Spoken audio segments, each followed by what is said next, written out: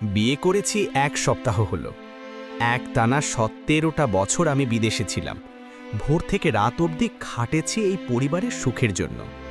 মা, বাবা, ভাই, বোন সবার মুখে হাসি ফোটানোর জন্য নিজের সুখ দুঃখের হিসাবটা গুছিয়ে রেখেছিলাম পরের কাতারে। কিন্তু আজ হঠাৎ মনে হলো আর পারছি না। এই জীবনের বোঝা বয়ে চলা এখন আমার পক্ষে সম্ভব নয়। আজ ঠিক করেছি আমি বিদেশ আর যাব না। যা হবার হোক, আমি আমার দেশে আমার পরিবারের সাথে থাকতে চাই। পরের দিন সকালে সবাইকে ডাইনিং টেবিলে ডাকলাম। চা কাপের পাশে বসে গলা ভারী করে বললাম, আমি আর বিদেশ যেতে চাই না। কথাটা মুখ থেকে বের হতেই ঘরে যেন হঠাৎ কেউ আলো নিভিয়ে দিল। সবাই চুপ। মা নিচের দিকে তাকিয়ে রইলেন। ভাইয়ের মুখে অজানা বিরক্তি আর বাবার মুখে এক রাশ রাগ। বাবা ধীরে ধীরে বললেন, তাহলে দেশে কি করবি? ব্যবসা করবি? সেই টাকাও তো তোর হাতে নাই। তারপর একটু থেমে বললেন, আরও ৫ বছর বিদেশ করে টাকা কামা, তারপর যাস না। বাবার মুখে আরও ৫ বছর কথাটা শুনে বুকের ভেতরটা ভেঙে গেল। আমি ক্লান্ত বাবা, ১৭ বছর ধরে রক্ত ঘাম ঝরিয়েছি। আর কত?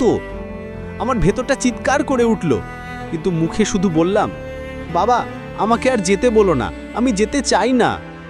কিন্তু কেউ আমার কথায় মন দিল না। সবাই শুধু নিজেদের আবদার জানাচ্ছে। বড় বোন বলল, এইবার গেলে আমার ছেলেটাকে নিয়ে যাইস। ছোট ভাই বলল, তুমি না গেলে সংসারের খরচ কিভাবে চলবে? আমার মনে হলো আমি ওদের কাছে মানুষ না, একটা টাকার মেশিন মাত্র। এই অপমান, এই অবহেলা বুকের ভেতর যেন পাথর হয়ে জমে গেল। চুপচাপ ঘরে চলে এলাম। বিছানায় মুখ গুজে শুয়ে রইলাম। চোখের কোণে মুখ বেয়ে গড়িয়ে পড়ছে। বউ এসে পাশে বসল। আমার চোখে জল দেখে ওর চোখও লাল হয়ে উঠল। নরম কণ্ঠে বলল, আপনি কাঁদছেন কেন? আমি মাথা ঘুরিয়ে বললাম, তোমার কথা রাখতে পারবো না মনে হয়। এরা সবাই আমাকে শুধু টাকার মেশিন ভাবে। বউ আমার চোখের দিকে তাকিয়ে দৃঢ় গলায় বলল, আমি আপনাকে বিদেশ যেতে দেব না। প্রয়োজনই আমার বাপের বাড়ির সম্পদ, গয়না সব বিক্রি করে হলেও আমরা দেশে কিছু করব। কিন্তু আপনি আর বিদেশে যাবেন না। যদি যান তবে আপনি আমাকে হারাবেন। ওর চোখে তখন আগুনের মতো দৃঢ়তা, আর সেই আগুনেই আমি সাহস পেলাম। একটা মেয়ে, আমার স্ত্রী, যে আমার কষ্টটা বোঝে, সে পাশে আছে, এটাই সবচেয়ে বড় শক্তি। পরের দিন বাবা মাকে ডেকে বললাম, আমি বিদেশ আর যাব না, এটাই আমার শেষ কথা। বাবা রেগে বললেন, এই সব তোর বুয়ের চাল। আমি শান্ত গলায় বললাম, না বাবা, এটা আমার সিদ্ধান্ত। তারপর ধীরে ধীরে বলতে শুরু করলাম আমার ১৭ বছরের বিদেশ জীবনের কষ্টের কথা। যখন প্রথম বিদেশ গিয়েছিলাম তখন কাজ পেতাম না। পরে এক কনস্ট্রাকশন সাইটে কাজ পেলাম। মাথায় করে ইট বালু টানতাম ১ তলা থেকে ১০ তলায়। একদিন জ্বর এলেও পরের দিন কাজে গেছি। শরীর ভেঙে যাচ্ছিল, কিন্তু ছুটি নিলে বেতন কাটা যেত। তাই কেঁদে কেঁদে কাজ করেছে। ওই সময় মায়ের মুখটা খুব মনে পড়তো বাবা। দেশে যখন সামান্য জ্বর হতো, মা রাত জেগে পাশে বসে থাকতো, কিন্তু সেখানে কেউ ছিল না। কেবল মেঝেতে একা শুয়ে কাঁদতাম। বাবা, মা, ভাই, বোন সবাই তখন নিঃশব্দ। আমি বলেই যাচ্ছিলাম, তোমরা যখন বোনের বিয়ে দিচ্ছিলে, আমি তখন রোদে দাঁড়িয়ে টাইলস কাটছিলাম। আমার যৌবন, হাসি, শখ সব বিদেশে হারিয়ে ফেলেছি। আজ ৩৮ বছর বয়সে এসে আমি বিয়ে করেছি। আমার বন্ধুর ছেলেও এখন ক্লাস 8-এ পড়ে, আর আমি এখনও সংসার শুরু করছি। তোমরা শুধু টাকা দেখেছো, কিন্তু আমার বুকের ভেতরটা কেমন পুড়েছে তা দেখোনি। এই বলে আমি কান্নায় ভেঙে পড়লাম।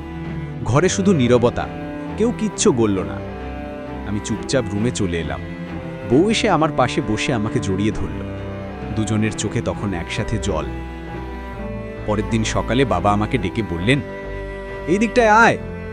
আমি কাছে যেতেই বাবা আমাকে জড়িয়ে ধরে হু হু করে কেঁদে উঠলেন। তুই আর বিদেশ যাবি না বাবা, আমি যতদিন বাঁচব তুই আমার কাছেই থাকবি। আমি তোকে বুঝতে পারিনি, ক্ষমা কর। তারপর আলমারি খুলে জমির দলিল বের করে আমার হাতে দিলেন। বললেন, এই জমি বিক্রি করলে ২০ লক্ষ টাকা পাবি, এই টাকাই দেশে ব্যবসা শুরু কর। বাবার সেই মুহূর্তের চোখে আমি আবার এক বাবাকে খুঁজে পেলাম, যিনি সন্তানের সুখের জন্য সব কিছু দিতে পারেন। আমি বাবাকে জড়িয়ে ধরে কেঁদে ফেললাম। মনে হলো বুকের ভেতর থেকে ৫০ মনের বোঝা নেমে গেছে। বউকে বললাম, তুমি না থাকলে আমি এই সাহস পেতাম না। তোমার রাগী জেদি মনটাই আজ আমাকে বাঁচিয়ে দিল। বউ হাসল, বলল, আমি তো শুধু আপনাকে পাশে চাই, টাকা নয়। কিন্তু জীবন মানুষকে সবসময় সুখ দেয় না। আমার সেই বউ আমার জীবনের সাহস। দ্বিতীয় সন্তান জন্ম দিতে গিয়ে অতিরিক্ত রক্তক্ষরণে চলে গেল না ফেরার দেশে।